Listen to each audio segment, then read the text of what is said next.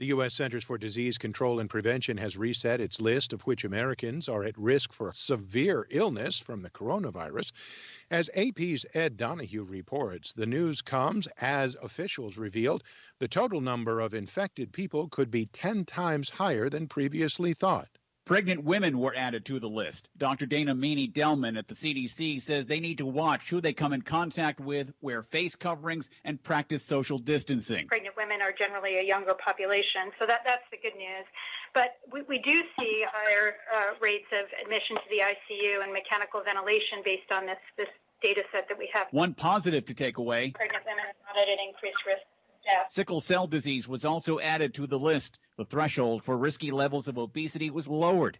The changes didn't include adding race as a risk factor, despite higher infection rates. I'm Ed Donahue.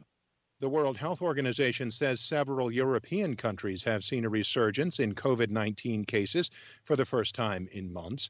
WHO Regional Director Dr. Hans Kluge said in a virtual briefing Thursday an increase in transmission has led to the resurgence of cases. He said if the trend continued, Europe's health resources could be pushed to the brink. For weeks, I have spoken about the risk of resurgence as countries adjust measures. In several countries across Europe, these risks has now become a reality. Nearly 20,000 new cases are being reported daily in the WHO's European region, which includes 54 countries and 7 territories across Europe, the Middle East, and Central Asia. President Donald Trump and former Vice President Joe Biden sounded very different themes on the coronavirus on Thursday. AP's Mike Gracia reports. President Donald Trump was in Wisconsin Thursday singing the praises of his administration's response to COVID-19. We have cases because we test. Deaths are down. We have one of the lowest mortality rates. We've done an incredible historic job. Presumptive Democratic presidential nominee Joe Biden was in Pennsylvania, blasting the president for being in denial. The number of cases is increasing in 29 states. We're going to be dealing with this for a long time. Trump can't wish it away. Polls in Pennsylvania and Wisconsin show Biden ahead of Trump, but Trump trailed in both states in nearly every poll in 2016 before winning both and the presidency on Election Day. Mike Gracia, Washington.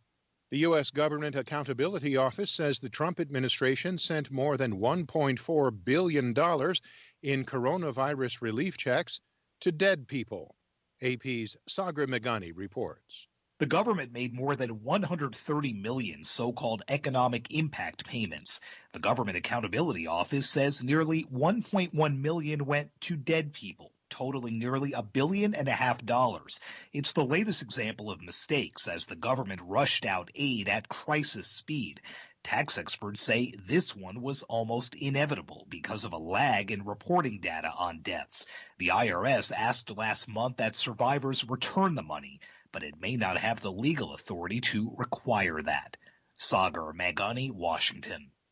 The number of laid-off workers seeking unemployment benefits continues to decline each week, although the overall numbers are still very high. We get more from AP correspondent Shelley Adler. While the weekly rate continues to go down, just under 1.5 million workers applied for unemployment benefits last week. Mark Hamrick is the senior economic analyst with Bankrate.com. We have seen declines for new unemployment benefits for 12 straight weeks, but they have remained at remarkably high levels, above 1 million for 14 consecutive weeks. And what about the growing number of COVID-19 cases in parts of the country? We look at a high degree of uncertainty right now, and uncertainty is something that makes it extremely challenging for employers as well as employees, and as we know from recent experiences. The June jobs report is due out next week. Shelley Adler, Washington. The Eiffel Tower, one of France's most iconic landmarks, reopened for the first time Thursday after being forced to close its doors for months due to the coronavirus pandemic. Other tourist attractions, such as the Louvre Museum, will remain closed until July 6th.